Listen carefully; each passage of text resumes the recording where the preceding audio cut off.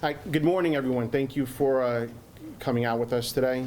I'm Lieutenant Dean Polytopoulos. I'm the Public Information Officer of the City of Yonkers. I'm joined by the Honorable Mayor Mike Spano, Police Commissioner Chris Sapienza, and members of the City Council behind me. First Deputy Chief Joseph Monaco from the Investigations Bureau as well. Today we're going to announce a series of arrests that have occurred over the last week. Especially involving an incident that we had on Moore Street. It's a little involved, so I'm going to read some information to you from the news release that's going to be issued after this press conference, and I'll try to walk it through as best as I can. Then I'm going to step off, and then the Mayor and Commissioner will speak, and they'll take any questions you have. I'm also, when I'm done speaking, I'm going to show you a video behind me too on the monitor. So, as most of you know, on May 31st, we had a homicide here in the city of Yonkers. The victim is 19-year-old Daquan Powell, P-O-W-E-L-L. On Wednesday, May 31st, at about 8:20 p.m., members of the Yonkers Police Department responded to the area of 55 Moore Street on a report of a shooting victim. Upon arrival, officers located an unresponsive male with multiple gunshot wounds to his abdomen down on the street next to a black sedan. First responders rendered CPR. It was one of our police lieutenants who was one of the first on scene, immediately rendered CPR, and we transported the victim to a local hospital, but unfortunately he was pronounced deceased. A second male victim was also located with a non-life-threatening gunshot wound to his leg. We immediately initiated an investigation. What we found out that day, that Powell was the driver of the vehicle, and an 18-year-old individual was a passenger in the vehicle. They were driving a black sedan. That vehicle was driven eastbound on Moore Street and stopped in front of house number 55. As the front passenger exited the vehicle, an armed assailant ran up to the driver's window and fired 6 gunshots through the window, striking Powell 6 times and the passenger 1 time. The gunman, along with 2 accomplices, then fled the scene. Our detectives determined that the 3 of them, the gunman and his 2 accomplices, were lying in wait in the house's driveway for Powell to arrive, and we believe that this shooting is related to gang violence and that Powell was targeted for assassination. Detectives quickly identified several persons of interest, and over the next several days worked to build a case in support of criminal charges and to make an arrest. Further investigation yielded that the gunman was not local. He was not a Yonkers resident. He lived out of state. His 2 accomplices were also implicated in a shooting incident that occurred on May 13th in the area of 100 Livingston Avenue, where a 42-year-old Brooklyn man was shot in the chest, and he survived, but in critical condition.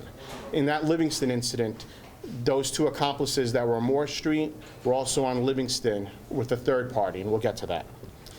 As the investigation into these incidents continued, Yonkers Police also responded to another shooting incident on Sunday, June the 4th, at about 4:00 p.m. in the area of 77 Riverdale Avenue. A gunman allegedly fired at least 7 shots at 2 individuals riding dirt bikes. The shots missed their targets, but did strike a random vehicle across the street occupied by 2 brothers in their 30s. Those gentlemen, fortunately, were not struck, but the bullets did strike their car. They were actually there because they were, on their Sunday, they were delivering meals to a cancer patient in the building. We determined that that shooting was also related to an ongoing gang issue connected to the other 2 shootings.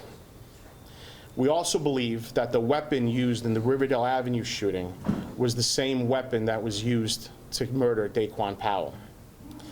As detectives continued to collect information and evidence, we identified all the perpetrators in the 3 incidents, and we developed plans to execute a search warrants and to make arrests.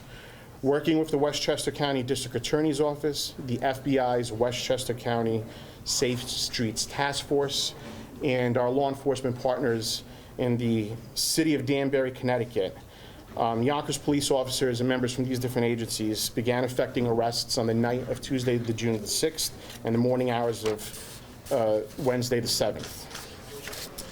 Under arrest for the murder of Daquan Powell is Matthew Quinones, Quinones. He is a 20-year-old resident of Danbury, Connecticut. He's been charged with murder in the 2nd degree. which is an A1 violent felony in the New York State penal law. Also under arrest, and we're not going to name them because they're juveniles, are 3 adolescent offenders. We're going to call them adolescent offenders 1, 2, and 3. All 3 have been charged with attempted murder, assault in the first degree, criminal possession of a weapon, and conspiracy for the Livingston Avenue shooting incident. 2 of those adolescent offenders were also present for the murder of Daquan Powell, and those charges are pending. In addition to those 4 arrests, there's a 5th individual, we'll call him adolescent offender number 4, who's wanted in connection with the shooting on Riverdale Avenue. We know who he is. We're actively looking for him. We anticipate to have him in custody in the near future. Obviously, because he's a juvenile, we're not going to name him here today, but that's another shooting incident that's going to be closed out by our detectives. During the execution of search warrants while making these arrests, Yonkers Police recovered 2 semi-automatic 9mm pistols. One was thrown out of a window in the buildings down on Riverdale Avenue. Another was recovered on the same adolescent offender who was present for one of these shooting incidents. The 3rd adolescent offender that was present in Livingston Avenue was also charged with another shooting for hindering prosecution on a shooting that occurred on Elliott Avenue back in March. So I have the board up here. I'm just going to point to it in a moment. I'm going to close out. I'm going to walk off and let the mayor and commissioner speak. I'm going to let you know that Matthew Quinones, the murder suspect, was arraigned in criminal court on June 7th, and he's been remanded to the county jail. The juveniles have all been arraigned and remanded to the custody of a juvenile detention facility as well, and their charges are all going to be pending in court. I'm going to play a video for you right now so I can just get your attention to the screen behind me. There's going to be 2 clips in the video. The first is the black and white clip. That's going to be the shooting at 100 Livingston Avenue where 3 individuals have been charged. And then the second clip is going to be from the homicide on Moore Street.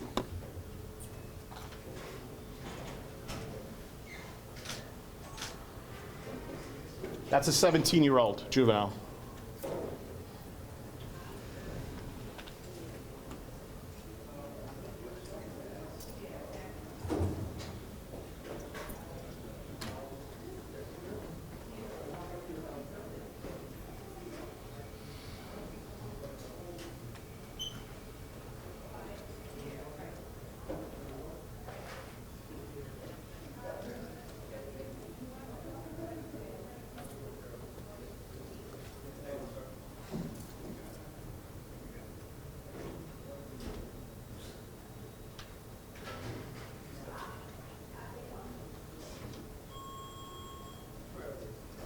This is Matthew Quinones of Danbury, Connecticut.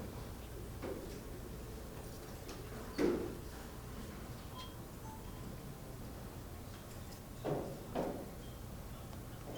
want to point to the board 1 second just to clarify what I said.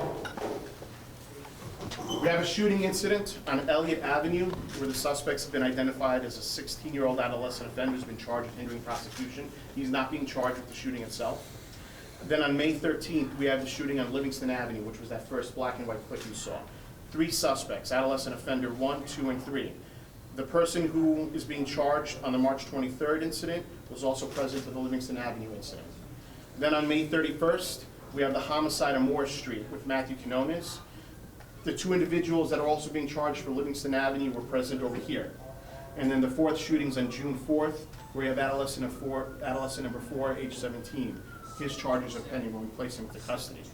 The gun that was used here, we believe is the same gun that was used here, was found in possession of this person right here. Now I'm going to turn it over to Police Commissioner Sapienza and Mayor Mike Spano to continue.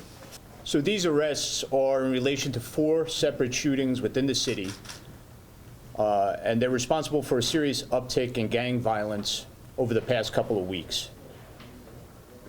We've successfully closed out these cases and made 4 arrests. It's up to the courts now to make sure that these offenders stay in custody. Recent raise the age legislation does not see 16 and 17-year-olds as adults, but 16 and 17-year-olds, as you can see here, as you saw in the video, they're driving our gang violence. We've been told that the judges have been given more discretion in situations like these, and I'm imploring them to do so. In 2022, we had 64 gun arrests. Of those arrests, roughly 35 of those individuals are not presently incarcerated. So that's an important number. It doesn't mean that all of these people will stay on the street. It means that some of these cases might still be adjudicated.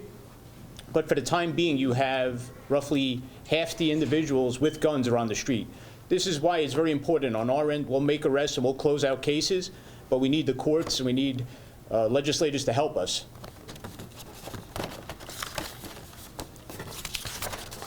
I'd like to thank our partnership with the Westchester DA, FBI, Westchester Safe Street Task Force, and our own major case and gang detectives. Yonkers remains a very safe city, and to reinforce that safety, there will be extra uniform and plainclothes officers on motor and foot patrol. I'd like to turn it over to the mayor, please. Thank you, Commissioner, and I'm joined with the Majority Leader, City Council Tasha Diaz, and Minority Leader Mike Green, and of course Councilman John Rubo, County Legislator Jimmy Nolan. I could stand here and tout our crime statistics, right, and say, yeah, we're by comparison to our sister cities, we're safe, right? Unfortunately, what's it matter when you have a dead teenager? And so I could also point to something, and I think it's important that we say this, is that the solve rate in this city is equally as impressive as the crime rate. In other words, our police officers have such a good relationship with the community that they go out, they go to work, and they make these arrests. We pull people off the streets as quickly as we can. But here we are, again, holding this press conference, and we'll be here again, over and over again, having other press conferences that most urban communities have, where you have teenagers who are able to get their hands on illegal weapons because of the porous federal laws that exist in our nation today, and killing other teenagers. And the beat goes on. So we're going to continue to work with our partners here in Yonkers in terms of the Westchester District Attorney's Office, the federal, the FBI, and our men and women in blue who go out there and do a great job. We'll continue to do the things that we do. One shooting is one too many. At the end of the day, there needs to be more done at the federal and state level in terms to ensure that we have the tools that we need to be able to protect the kids in our community. And certainly the kids out there who are committing these crimes, who have lost their way, who don't feel that there's an alternative to that lifestyle, are obviously doing something wrong. So I'll turn this over to the Commissioner. I'll try to answer whatever questions you might have. Is the victim associated with any gang group in Yonkers, or is just a bystander that was inside of the car? The question is our victim associated with any gang in Yonkers? We believe so. The answer that everyone involved, suspect, victims, are all members of gangs. We don't mention the names of the gangs. We don't like giving them notoriety, but suffice it to say this is gang violence. Can you talk a little bit about the majority of your defendants on the board are adolescents? Can you talk about the ages in these crimes? And obviously you talked about the age law. So, raise the age, bail reform, all this stuff has an effect on us. What I often say is that we still do our jobs. Right? We play the hand that we're dealt. But as you can see, a good many gang offenders are 16, 17 years of age. We've had groups and community programs where we spoke to mothers, and we told them we're going to work with their adolescent kids, and they've told us, hey, you're too late. My kid's already involved with gang violence.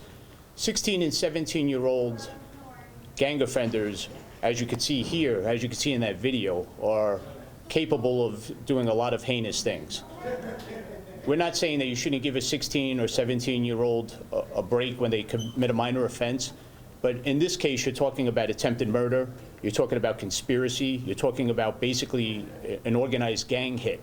So in this instance, we hope that the courts do the right thing and keep these offenders in custody as long as possible.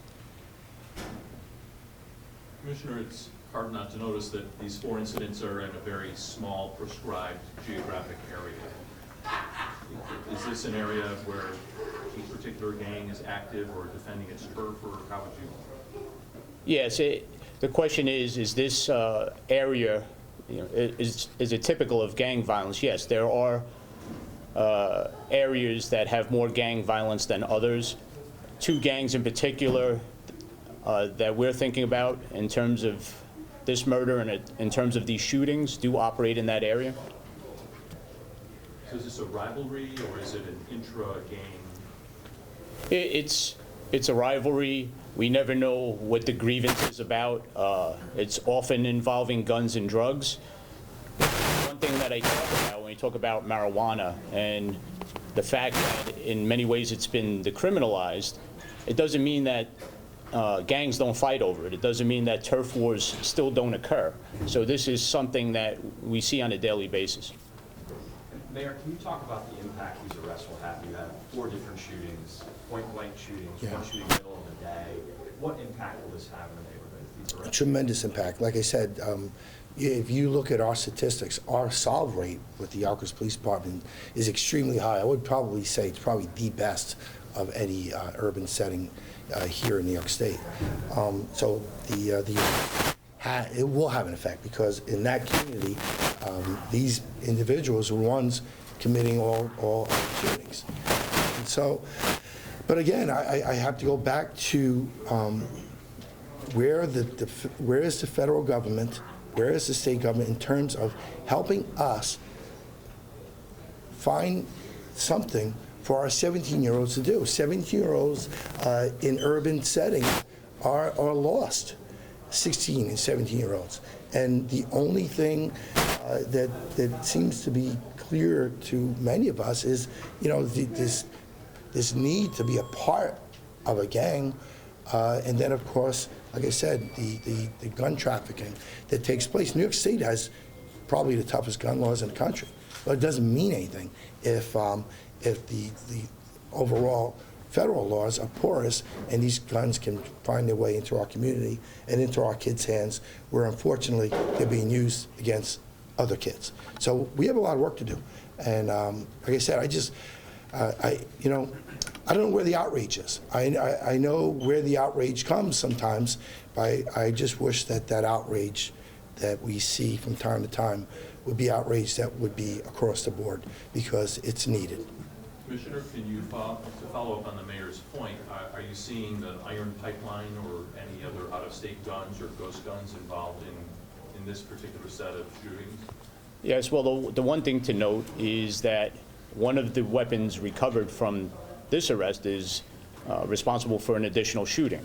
And that's, something that's very important to us. The spirit of this legislation, sometimes if someone has a firearm, they're caught merely with possession or what's appeared to be merely possession, what happens is then that person gets out and then that gun might still come back into play, or that shooter might come back into play. And this is, when you're talking about recidivists with shoplifters, it doesn't have the same impact as when you're talking about recidivists with gun violence. And this is where the rubber meets the road. It's very important that we keep dangerous people in custody. And to the mayor's point, our arrests are up. Our arrests are up more than 17%. So we're making more arrests than we ever have. If you commit a crime in Yonkers, you will be apprehended and you will be arrested. You talk about our solvability rate. Our detectives do an unbelievable job. In 2022, we solved 100% of our homicides. So you will be caught. So now it's up to everybody else to kind of give us the support we need so we can keep people in jail. Now, Commissioner, in the past, the Yonkers Police Department had a gang unit. Do we still have that gang unit and it's operating? If not, think about bringing it back? No, we absolutely have a gang unit. I want to make that very clear. I've been hearing things in the press recently suggesting that we don't. We do have a gang unit. They're very active and they're very effective, and they developed this information that led to these arrests. And in fact, one of our gang officers was able to identify one of the suspects when no one else could. So, I mean, in a case like this, it's crucial to have a gang unit and crucial to be in touch with the gangs, what they're doing. We don't often have the support of victims, but we do have our own gang unit with their own intelligence.